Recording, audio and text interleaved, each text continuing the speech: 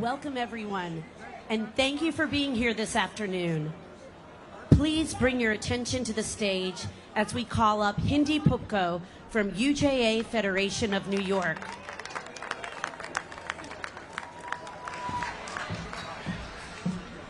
Good evening. After days of seeing nothing but horror, I am looking out at the greatest Jewish community in the world outside of Israel. We are resilient, we are strong, and we are here tonight standing shoulder to shoulder with Israel at this dark hour. Thank you all for being here. Our CEO, Eric Goldstein, wishes that he could be with us tonight, but he remains in Israel, leading our work there on the ground. We come here tonight with our hearts broken. We gather here tonight overwhelmed with grief, anger, but also with resolve. We will remember October 7th as the day that the largest number of Jews were murdered in a single day since the Holocaust. But we will also remember this time as the time that we stood together, and we stood together with our friends and allies in the political world, the civic leadership that's here tonight. We will remember this time also as a moment of resilience, a moment when we were united, committed to defeating those who seek to destroy Israel and its people. Our hearts are with the families of those that have been murdered and maimed, the families who have loved ones being held captive, and the families who have children serving on our front lines. And we are here tonight with the heroes of the IDF, defending and protecting our beloved state.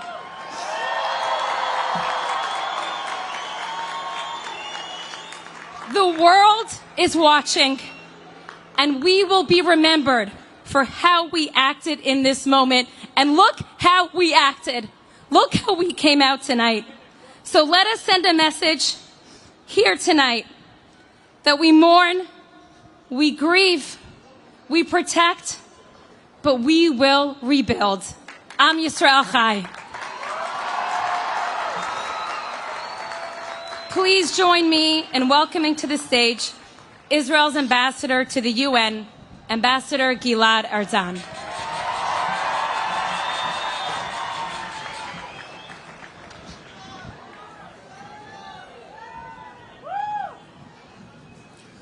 Friends, brothers, sisters, Israel has experienced an atrocity that will never be forgotten. We experienced the Jewish people's darkest day since the Holocaust. Barbaric terrorists invaded our homeland. They massacred children in their beds. They exterminated revelers like the Nazi death squads in Europe.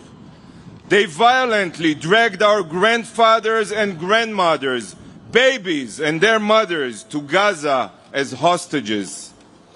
They started a war, not only with Israel, but with civilization as a whole. Israel, dear friends, has suffered our 9/11. Proportionally, this atrocity was 10 times bigger than 9/11. We have witnessed our never again moment, and not in our worst nightmares could we have fathomed such horror. But this moment of darkness will not only go down in history for its infamy. It will go down in history as the time that we, the Jewish people, showed the world that we will never be massacred again. That we will never again be butchered by savages. Look around you. Look to your right and look to your left. Thousands have gathered here to stand in solidarity with our homeland, to stand united as a people, a nation, and as a family. I see before me an army fighting for morality and freedom, a family that surpasses borders, race, politics, and religion. From the moment that tragedy struck, I have not stopped receiving messages, emails, phone calls, and offers to help, to donate, and volunteer. Your love, compassion, and support deeply move every Israeli and strengthen our resolve. I am overwhelmed by emotion to see your endless love for the Jewish homeland. Your love is an integral part of our resilience.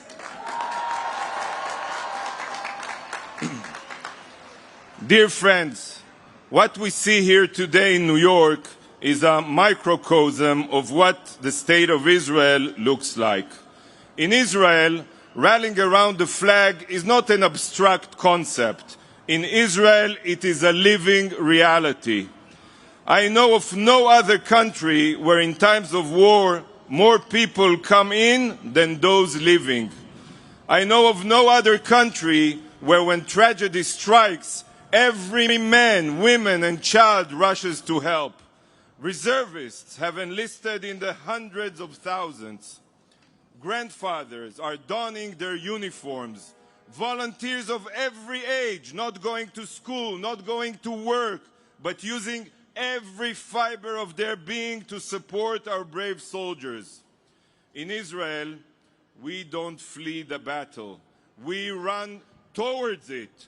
We run towards it because we are a people of heroes, a resilient people.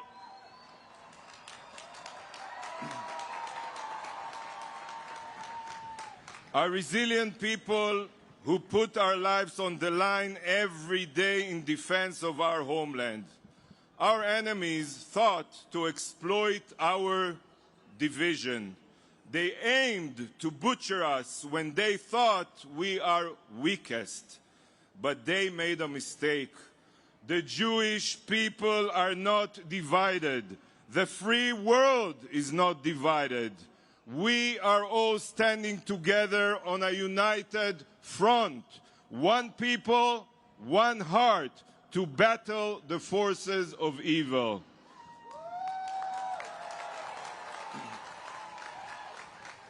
We are standing together to obliterate the capabilities of these savage terrorists. We have all enlisted, each one helping in their own way to ensure that such atrocities will never be repeated. But friends, today, as humanity is shaken by the horrors that Israel endured, we have widespread support. Today, much of the international community stands in solidarity with Israel. But if history has taught us anything, we must all remember that the world is quick to forget Jewish agony. And it is precisely for this reason that right now Israel needs you, all of you. Now more than ever, Israel needs the unbreakable strength of our American brothers and sisters.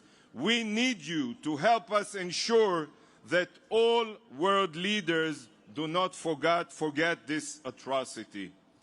You must remind them that today it was Israel's children's blood that was spilled, but tomorrow it could be any country's child.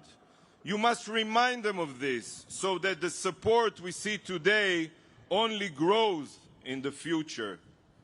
Hamas is not only waging a war against Israel.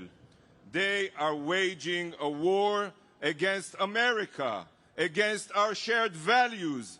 They are waging a war against civilization. It is light against darkness, good against evil. So friends, at so many points in the history of the Jewish people and Israel, we have faced darkness. But we have always prevailed. And I say to you here today, it is no different. This time again, we will prevail. Israel is here to stay forever. Am Israel Chai. Thank you from the bottom of my heart. Thank you.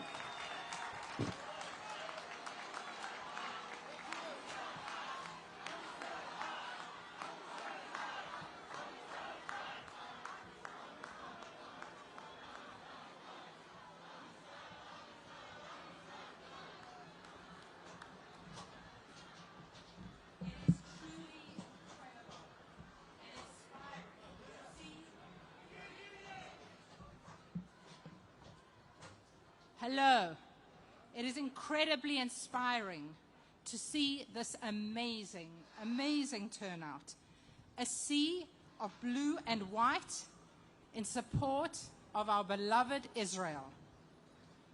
I am Linda Morales, President of UJA Federation of New York, one of the primary organizers of this event.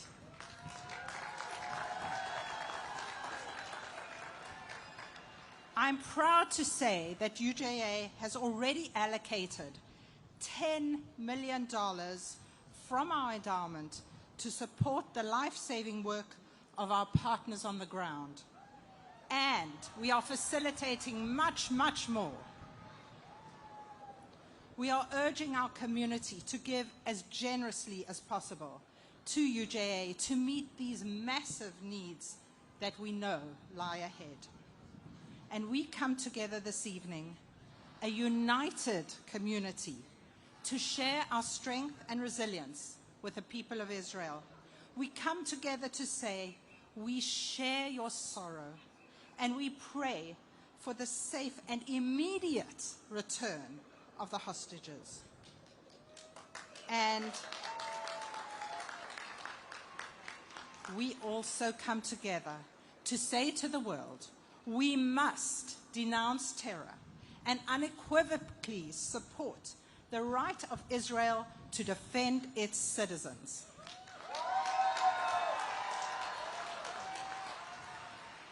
And it's now my great honor to introduce a tremendous friend of Israel, Governor Kathy Hochul.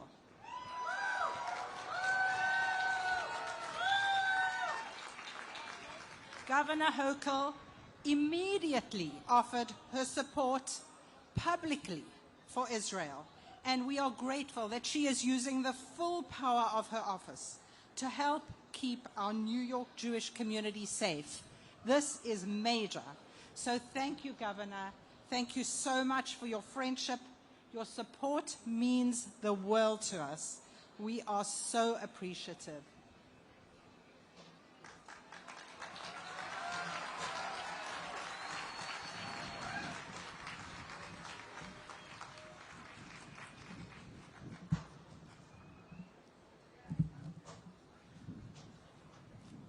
Albert Einstein once said, "The world is in greater peril from those who tolerate or encourage evil than those who actually commit it."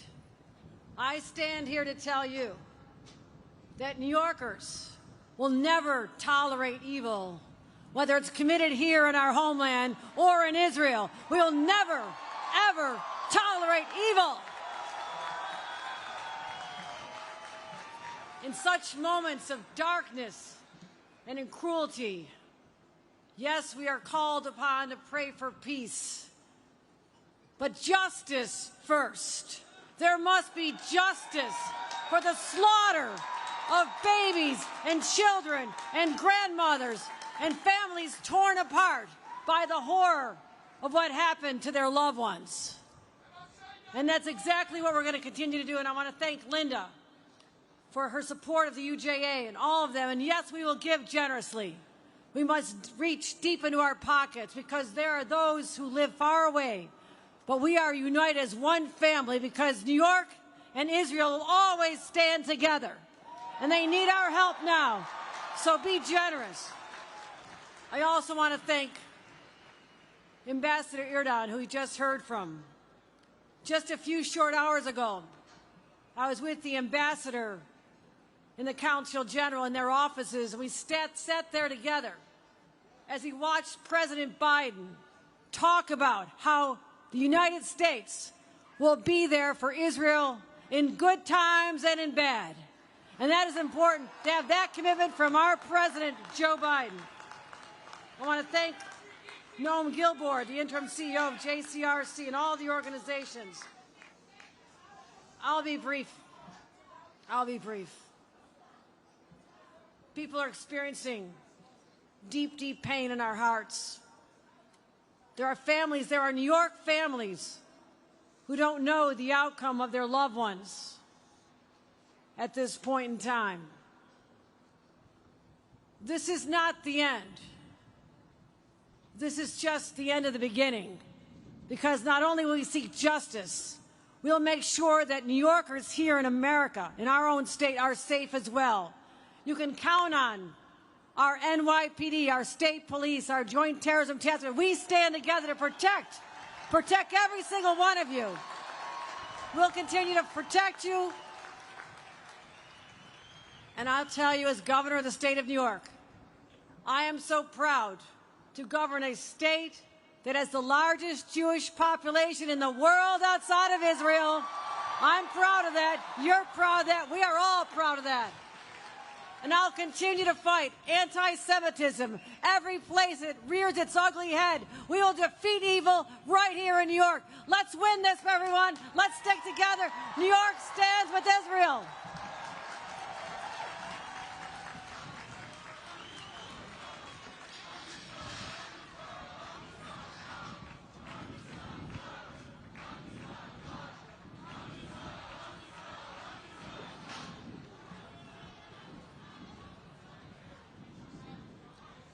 Good evening.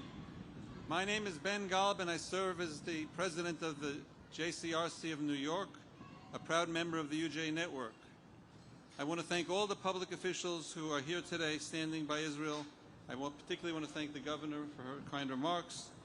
I really want to thank you, though, all of you who are here today in person, for demonstrating to the world that New York stands arm in arm with our brothers and sisters in Israel during this most challenging time. Your presence matters, as do your voices. The horrors of the last few days are hard to comprehend. Try as I might, I can't even fathom the barbarity which has been displayed. New Yorkers understand 9/11. Imagine 10 times 9/11. That's what Israel had to withstand. And I think it was President Herzog who said that the last time so many Jews were slaughtered was during, God forbid, the Holocaust. With the viciousness of the terrorist attack on Israel so fresh in people's mind, there's clear, broad-based support for Israel's right to defense and to eliminate the immediate terrorist threat. But I fear that as we go on for a prolonged period of time, a lot more innocent people will suffer. And as the fighting goes on, we will see, and we're already seeing to some extent, some of the public officials assert that there's some kind of moral equivalency between the actions of the Israel Defense Forces and Hamas terrorist organization, as if an army which seeks to protect civilians as much as it possibly can is somehow no different than terrorists who actively seek out to murder babies, women, and children. As this war continues, I ask each of you to be on lookouts for signs of this dangerous pattern of the public's attention. Please continue to stand with Israel in the difficult days and weeks ahead as we are prepared to call out those leaders with weak moral compasses who attempt to sway public opinion in the wrong direction. We know if we're all together that won't happen, but we have to work together. I have the privilege of introducing the next speaker. We are very fortunate in New York. We have a mayor who's visited Israel 3 times, including just recently with the JCRC and UJA. We have a mayor who is very clear where he stands. And we have a mayor who does not espouse false moral equivalency, but speaks unequivocally in support of Israel. It is now my great honor to introduce the mayor, a true friend of Israel, the 110th mayor of the city of New York, Mayor Eric Adams. Thank you. And I am not going to be long. I'm going to give you 4 words. This morning on my briefing, my special counsel, Lisa Zomberg, said something that I want us all to acknowledge. We've been through some tough time, New Yorkers. We are tough people. We saw the center of our trade collapse. We saw some of the horrific actions that played out on the stage of our city and our country. But she said something that hits me to my soul. She stated to our team, we are not all right. We are not all right when we see young girls pulled from their home and dragged through the streets.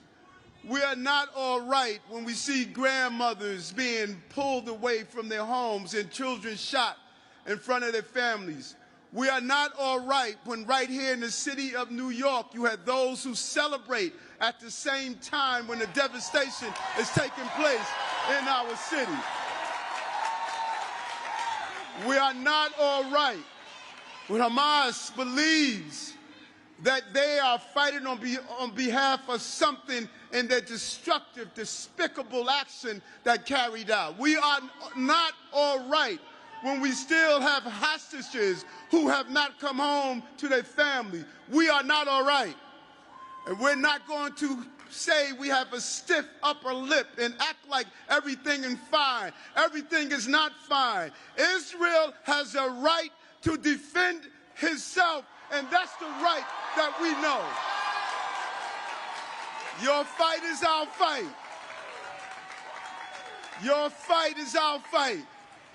And right here in New York, we have the largest Jewish population outside of Israel. This is the place that our voices must raise and cascade throughout the entire country. We will not be all right until every person responsible for this act is held accountable. And we don't have to pretend.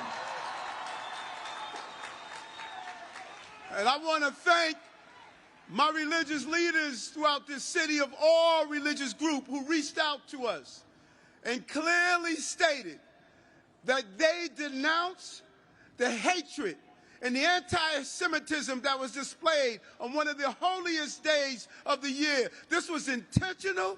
This was bitter. This was nasty. This was something that shows Hamas must be disbanded and destroyed immediately.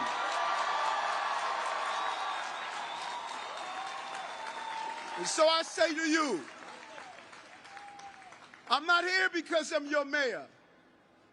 I've been in Israel as a state senator.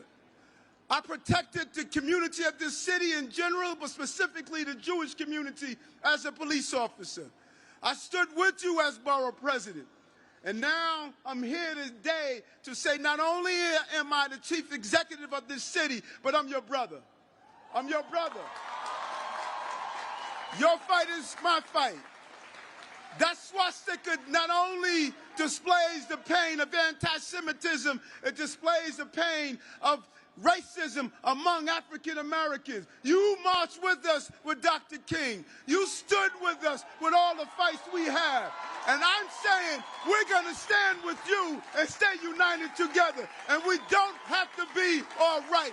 We should be angry at what we saw. Thank you, Israel.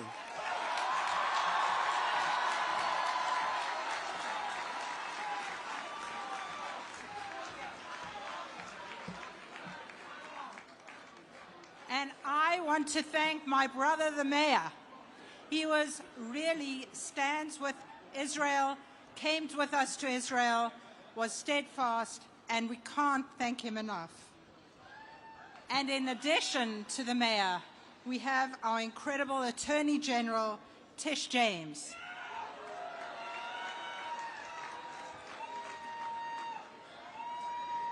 Tish James has traveled to Israel. She has a long, deep relationship with the New York Jewish community, and we are deeply appreciative of her strength and her vigilance, and she will stand with us. We thank you so much. Please welcome our Attorney General, Tish James.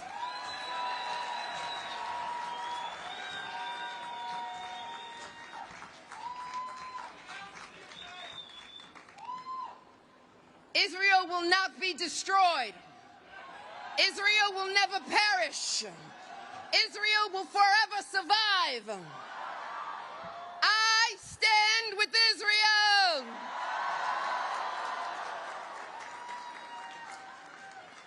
What the world witnessed this weekend was the most horrific terrorist attack against the Jewish people carried out by a terrorist organization. And that organization must be destroyed because it does not represent the interest of any people. This was an attempted genocide.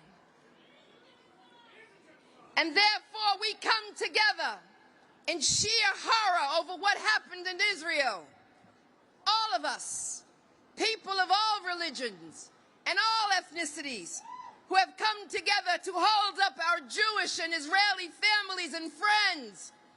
And as someone who represented in the City Council Crown Heights for 10 years and kept them safe, I will continue to keep the Jewish community safe now all throughout the state of New York. And my message is clear. You are not alone. I stand here as a living testament to the fact that terror and hate will never, ever win. Children and mothers and seniors and Holocaust survivors murdered, taken from their homes, held by hostage by monsters, young people celebrating the joys, dancing in the streets, spreading peace, raped, murdered, and then paraded around in the streets in the most barbaric ways. The death toll mounts against the slaughter. Members of the military and paramedics killed while trying to protect innocent people and their country. Precious babies, the most innocent of God's creation, murdered and desecrated in ways that we cannot comprehend, all in the name of a sick, sick group of people, families that will never be made whole again because of these acts of unspeakable terror, a nation in mourning, living under the greatest fear, yet is still called upon to respond to protect their own, a nation that still rises because they know the horrors of the real and immediate threat they face each and every damn day. This is the story of the Jewish people, resilient in the face of the most trying of circumstances. And tonight, we are here together to denounce the hate and violence and the terrorism. Israel's 9/11 that we will never forget and will never, ever happen again.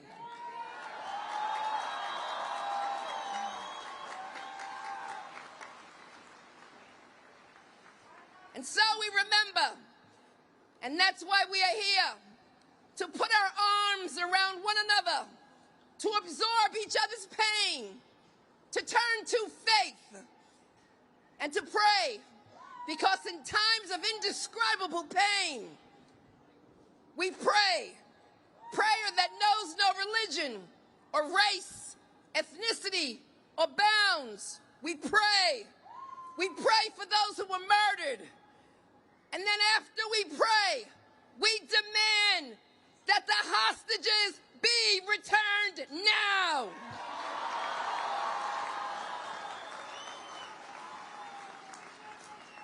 Hostages that are still enduring unspeakable fear and danger.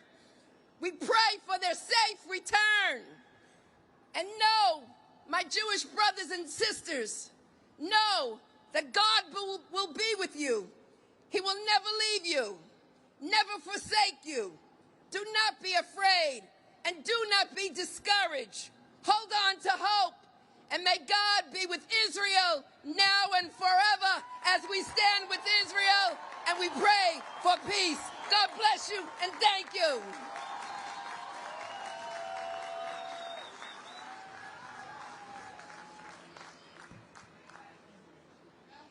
And now, please welcome the Acting Consul General of Israel in New York, Tzach Sa'ar.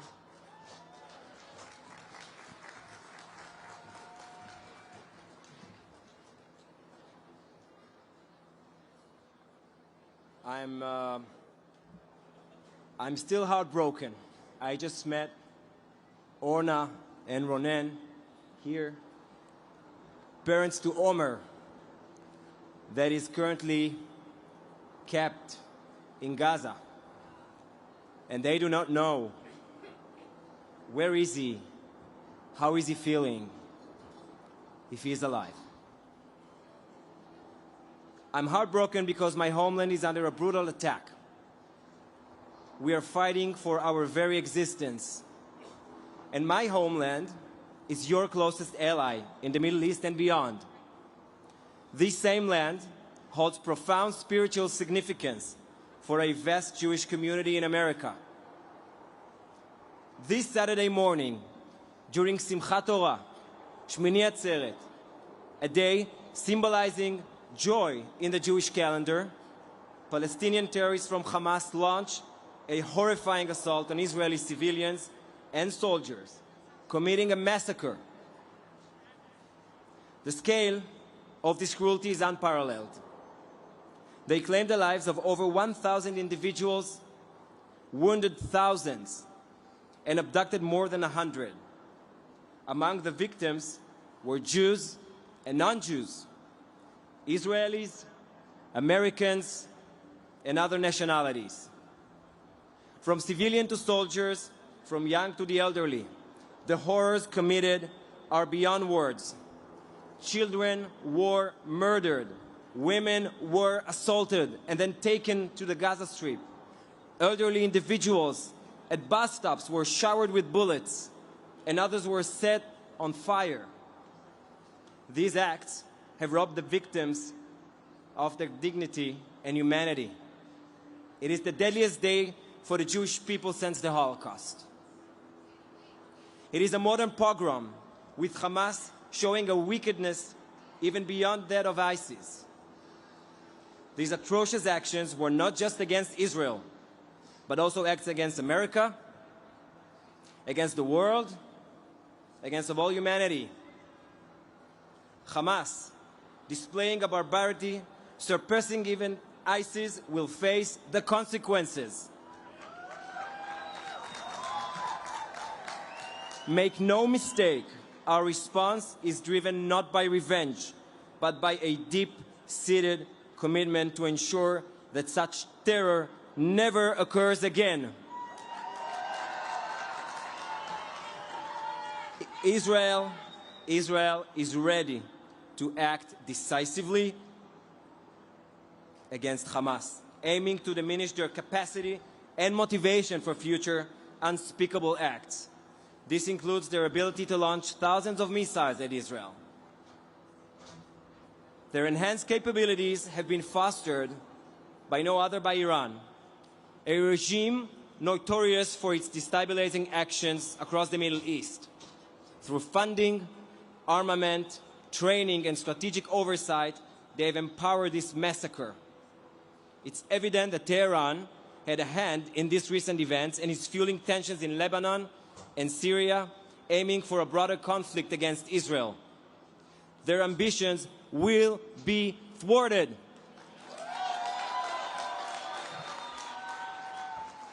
In America, the outpouring support for Israel is heartening.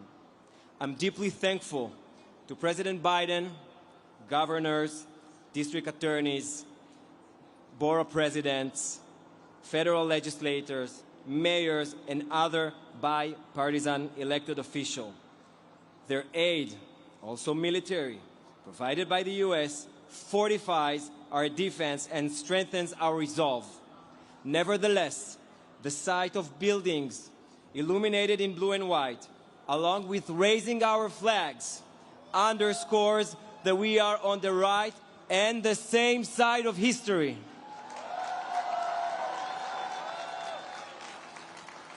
While some vocal demonstrations favor terror, mass shooting, and dehumanization of innocent people, they are overshadowed by the overwhelming support for Israel.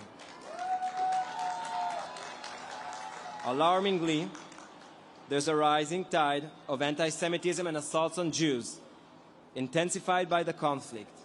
We must remain vigilant and combat this threat resolutely. As we stand against a ruthless adversary, one that uses its own children as shields, it's crucial that we stand up and speak out against these acts of terror. With unwavering determination, we shall triumph. We do not just have the right to defend ourselves. We are obliged to do so. And we thank America for standing with us. Am Israel Chai.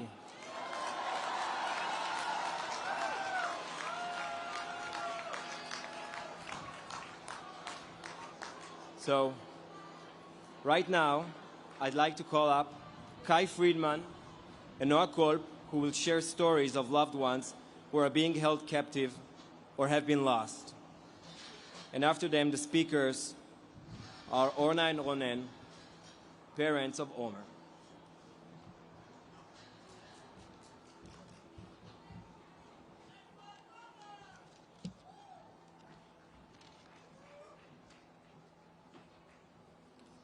I decided to leave to Israel in the summer of 2014 during Operation Protective Edge in order to enlist in the Israeli Defense Forces. Not knowing a word of Hebrew, plus never visiting and having no immediate family there, made the decision to go a little bit difficult. Thanks to the local community center in southern Brooklyn, the Kings Bay Y, I was prepared to help Israelis in high school before their army service prepare for their exams, their English exams. The Y, with its strong connections to Israel, helped build me an experience that would change my life. I lived in a small village just 20 miles from Gaza called Gan Yavne.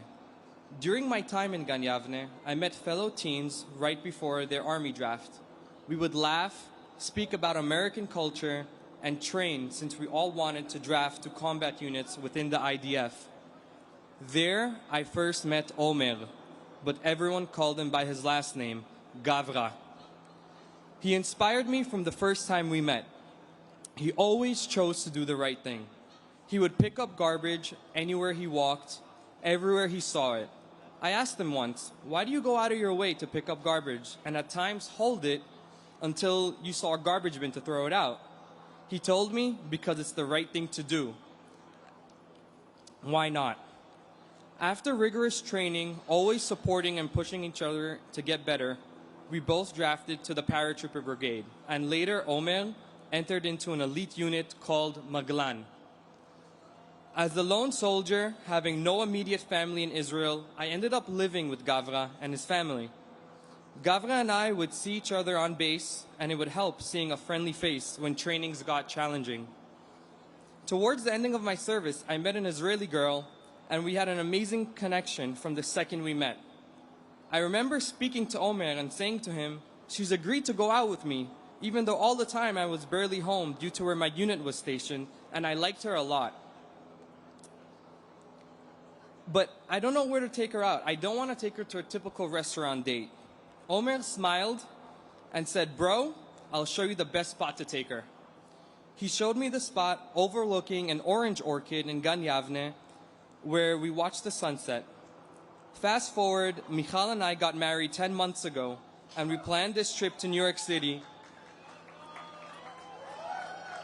to visit family and friends during the holidays. We woke up this past Saturday to phone calls and hundreds of messages, all from friends and family in Israel. Our first thoughts were the most obvious. We have to get back. We quickly realized we probably won't be able to get back as soon as we want because of the skirmishes, the surprise attack, and rocket attacks throughout Israel. Gavra got a call on Saturday and rushed to the southern villages very close to Gaza. On his way, he saw a truck with a mounted machine gun shooting at cars on the highway. Without thinking about his own safety, he engaged in a shootout with the truck full of Hamas terrorists and was killed. That's Gavra. Like many heroes, he was driven by strong values and never thought about himself, always others. Gavra and I heard a quote from a high-ranking officer, and it has stuck with me ever since. The echoes of our acts are stronger than the sound of our vocals. The world can manipulate, tell tales, report what they choose to report, but the truth will prevail. We will remain who we are. We must remain together. We will always aim to do what is right. We'll never lower ourselves to our enemy's standards, and Bezrat Hashem, we will succeed. Am Yisrael Chai. May God bless our soldiers and look over after all who's been affected.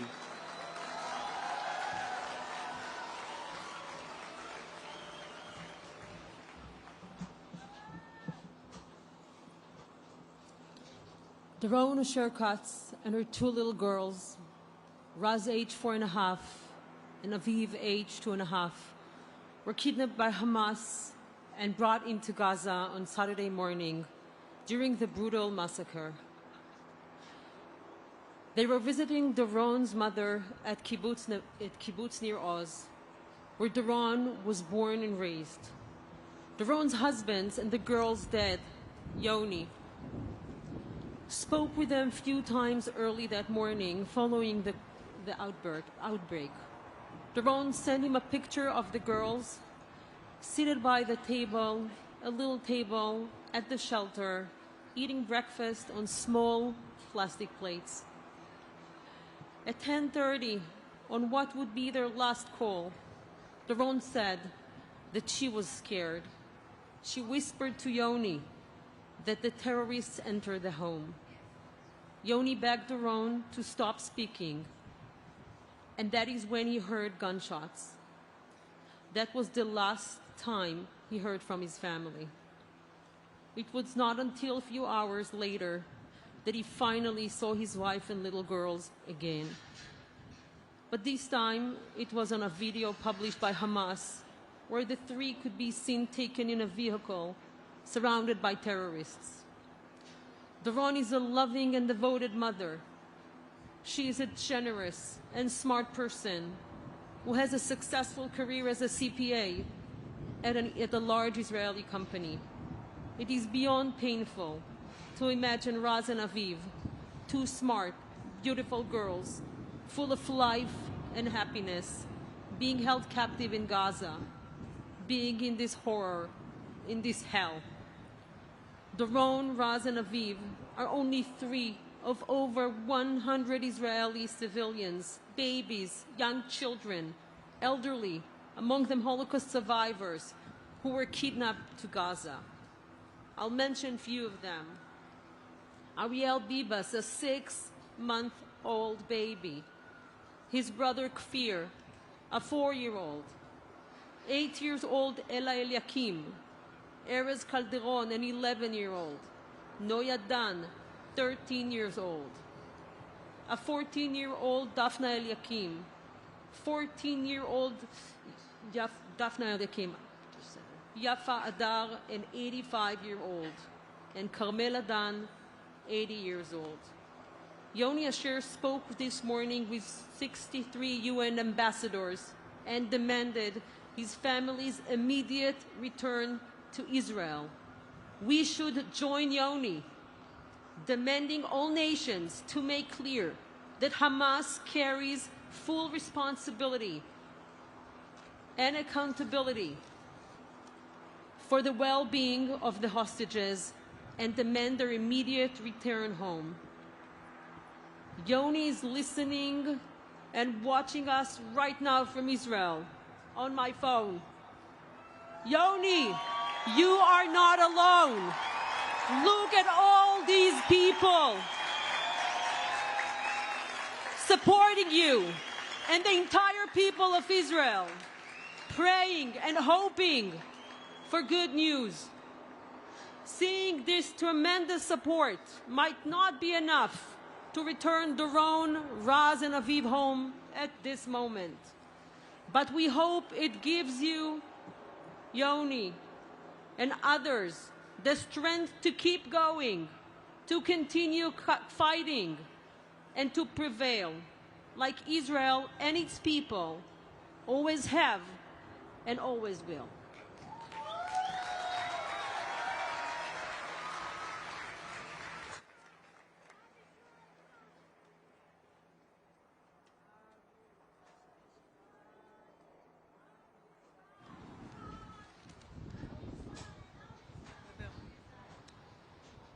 Make it short. We are Ronen and Ornan Yutra. We're living on Long Island, New York, and we are proud dual citizens of the United States and Israel. Our beloved son, Omer Nutra, was born and raised on Long Island. He grew up loving both of his homeland America and the land of Israel with a lot of passion. He's a fun-loving person and a huge sports fan, especially loving the Knicks. He was the captain of his school basketball, volleyball, and soccer teams, and was the New York regional president of his youth group. A born leader, a great son, friend, and a passionate, giving person. After graduating high school, Omer was accepted to Binghamton University, but decided first to take a gap year in Israel and connect with his family roots. This experience impacted his decision to stay in Israel and do what he believed in, serving and protecting the people of Israel. We last spoke with him on Friday night. In our last conversation, he was looking forward to a quiet, peaceful weekend after a stressful month protecting the border. Omer is now believed to be held by Hamas. Omer, we know you are alive. We know you are whole. Be strong. We love you very much. And we know we will be together again soon. To the Hamas leaders, we ask that you will continue to treat Omer and all of the hostages in a humanitarian way in accordance with international law.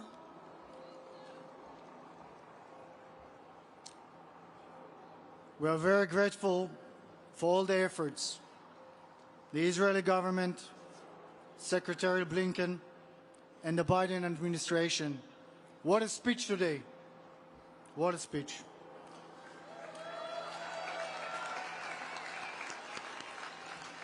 Senator Schumer and Gillibrand, Governor Hochul, Mayor Adams, and so many other people that care, and appealing to you, all of those people, to do everything, and we mean everything, within your power to ensure the secure, safe release of Omer and all the other hostages. Omer, look at the love and support. We love you, and we are just looking forward to bring you back home. Thank you, everybody, for your support and love. Thank you. Thank you, everyone. And now, please welcome to the stage cantors Chaim David Burson and Zevi Muller and their choir.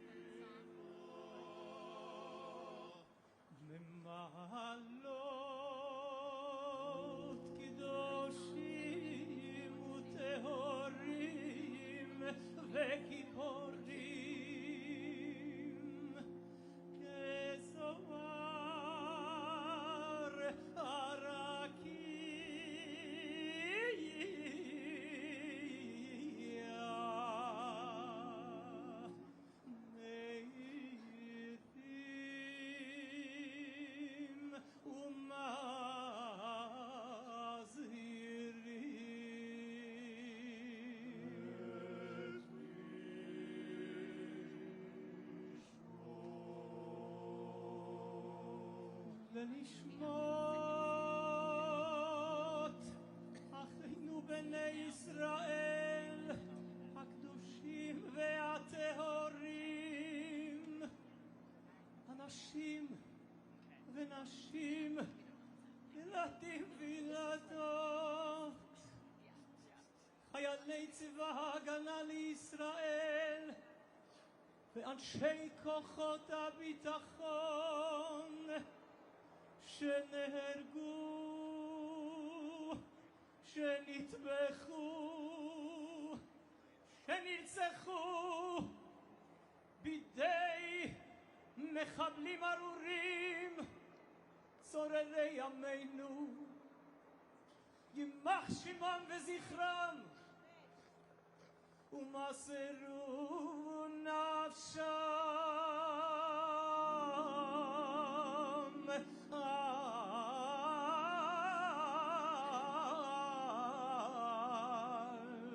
על קידוש השם,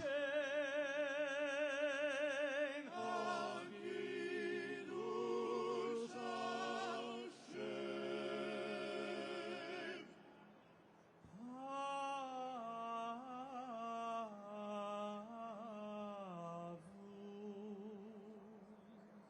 שאנחנו מתפללים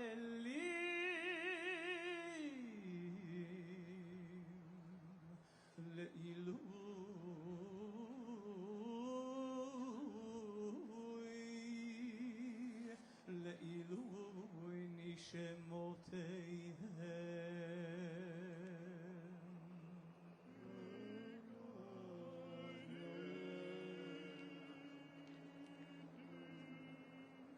בגן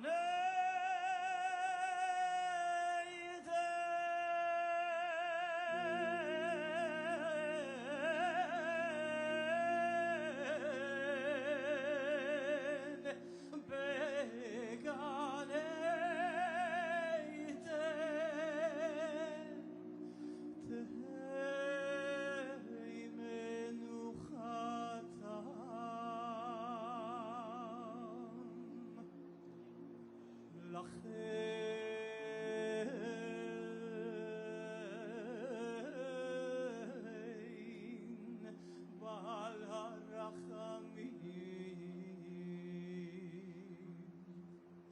יסתירם בסתר כנפיו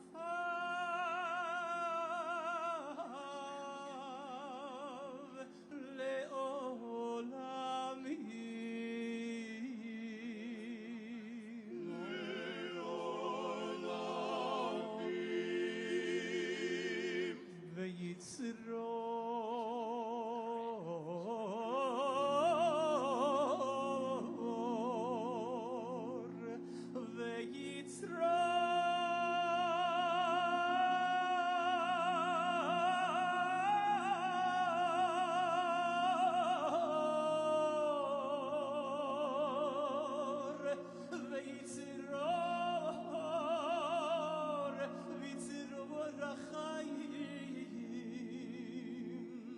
את נשמותיהם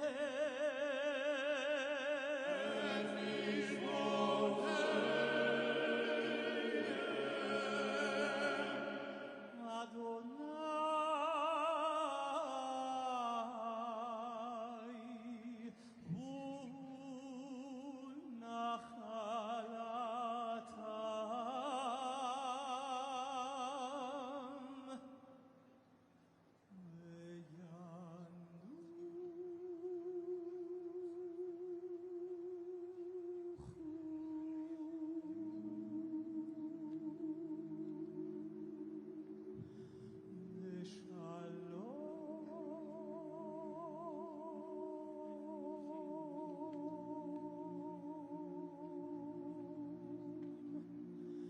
על משכבותיו